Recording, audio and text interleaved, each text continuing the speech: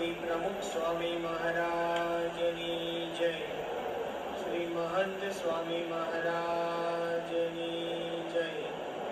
सूरत अक्षरधाम महोत्सवनी जय। कार्यकर सुवर्ण महोत्सवनी राजी करवा गुरुजी આપણે ગુરુને આપણે રાજી કરવા માટે આપણા સંપ્રદાયમાં જ આ બધી વાતો થઈ રહી છે। ધર્માદા પીર તન મન ધનથી સેવા કરીએ જે કે આપણે ભક્તિભાવ પ્રેમભાવ ભક્તિભાવ પ્રેમથી જે કરીએ છીએ તો આ બધું છે કે કરીએ છીએ કેવળ સ્વામીને રાજી કરવા માટે છે। આ લૌકિક ગમે એટલી માગણી કરીએ આપણે તો પણ એ ઓછું જ પડે। તમે કેટલું બધું માગો થાય, તમે શું માગો શું આપે? એ છોકરો તો એ દુકાને ગયો, ચોકલેટ બધી ગોળીઓ છે દુકાનમાં, દુકાનદારના મિત્ર હતા પપ્પા મીઠા છે એ ઘર જેવો સમજ હતો। છોકરો નાનો હતો એ ઘર ચોકલેટ બધી કે આપવા આપણે કેમ બતાવે પાણી બતાવે દુકાનદારને કે હા આપો એટલું તાર જાતે લઈ લે તો કે ના માર તમારા હાથે જ માર જોઈએ બહુ આખરે કે પછી હાથ લે એને આપી। પછી એ છોકરાને પૂછ્યું કેમ તું આગ્રહ કરતો તાર જાતે લઈ ગયો તો એ છોકરો કે મારો હાથ નાનો છે, તમારો હાથ મોટો છે અને તમે આપો તે વધારે આવે, મારાથી થોડી આવે એમ આપણો હાથ નાનો છે, ભગવાનનો હાથ મોટો છે। આપણે માગવું હોય જે મહંત સાંઈ મહારાજની જય, સુરત અક્ષરધામ મહોત્સવની જય, કાર્યકર સોળમ મહોત્સવની જય।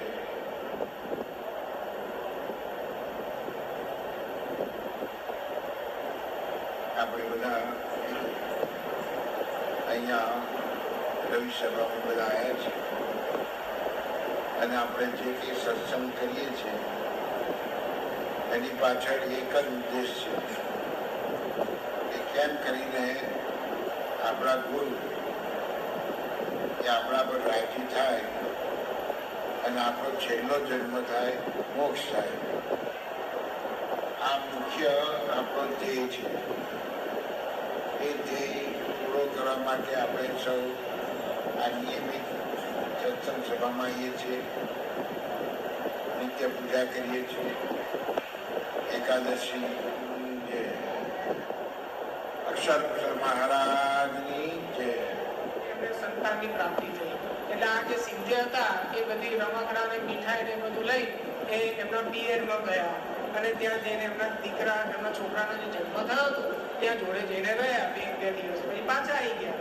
પરંતુ એ લોકોની નાતની અંદર એવું હોય છે છઠ્ઠીનો દિવસ આવે એટલે કે છોકરાનો જન્મ થાય પછી છઠ્ઠનો દિવસ આવે ત્યારે એ લોકો એવું માને છે કે વિધાતા લેખ લખવા માટે આવે એટલે બાળકને આખી રાત માટે એને નગ્ન એટલે આખો નગ્ન કરીને એને સુવાડવામાં આવે અને આખી રાત વિધાતા એનો લેખ લખે એવી એ લોકોની જ્ઞાતિમાં માન્યતા છે। એટલે સ્વાભાવિક છે કે એમના વાઇફના મધર હતા એના છોકરાને નગ્ન કરી નાખ્યો અને નગ્ન કરવા બેઠા એ લોકો કે સત્સંગ કશું હતું નહીં, પેલા ગળામાં કંઠી પહેરાવડાવી હતી પહેલેથી ડોક્ટર સ્વામી કહે કે આપણે સંતાનની પ્રાપ્તિ થાય ત્યારથી એ લોકો કંઠી પહેરાવી પાછો આવ્યો આને કંઠીએ કાઢી નાખી આ બાઈએ અને રાતે એને નગ્ન સુવાડી દીધો અને રાત્રે થયું એવું કે સંત મહાત્માએ દર્શન આપ્યા અને બાઈને પૂછ્યું કે તે અમારી કંઠિયા છોકરાના ગળામાંથી કેમ કરે તો કે ભાઈ અમારે તો આજના દિવસે વિધાતા લેખ લખવા આવે અને એને નગ્ન સુવાડવાનો હોય એટલે કશું એના શરીર ઉપર જોઈએ નહીં એટલે એને અમે આમાં લખાવ્યું અને એ સંતે કહ્યું કે એ કંઠી પાછી પહેરે જે અમારો આશ્રિત થાય ને એના લેખ અમે લખીએ છીએ, કોઈ વિધાતા લખવા આપતો નહીં। અને આવી રીતે જયારે વાત કરી એ બાઈ તો ગભરાઈ ગયા જે પાવરથી વાત કરી જનને જરૂર તેડવા આવું મારો જે જન થાય અને મારો રાજી બોલે એને હું અંત કાઢે તેનો લાભ. જ્યારે આપણી આંખ મીચાય તારા દુનિયાનું કોઈ પરિબળ આપણી જોડે રહેવા તૈયાર નહીં, કોઈ રહેવા તૈયાર નહીં. જે રડે છે ને એ રહેવા તૈયાર નહીં. એ 2 કલાક મોત ભાઈ કાઢો, 2 કલાકથી વધારે આપણને રાખવા તૈયાર નહીં. જેના માટે આખી જિંદગી બેસી થાય છે એ જો કદાચ આપણા રિલેટિવ્સ કે આપણા છોકરા છોકરીઓ બધા પરદેશ રહેતા હોય તો એ આપણને બરફમાં મૂકી આવે, ઘરમાં રાખવા કોઈ તૈયાર છે નહીં. આ વાસ્તવિકતા છે, એ તો સ્વીકારવાની જ છે. પરંતુ આપણે આખી દુનિયા માટે બધું કરીએ છીએ, પણ યાદ રાખવું જે દિવસ આપણી આંખ મીચાઈ ને ત્યાર પછીની જે જર્ની છે ને એ ભગવાન અને સંત સિવાય કોઈ આપણને ખેંચીને લઈ જવાનું નથી. તો જેની જોડે જવાનું છે તો એને રાજી ના કરીએ, એના હૃદયમાં સ્થાન ના મેળવીએ. અને એ કેટલું બધું આપણા માટે કરે છે, એ કેટલી ગેરંટી આપે છે. તમે જુઓ મહારાષ્ટ્રની અંદર બંસરી નામનું એક શહેર અને એની અંદર આપણે ગરીબ ભગત રહે છે, એની અટક પણ સિંધે છે. અને સ્વામી નારાયણ નારાયણ હરે હરે સ્વામી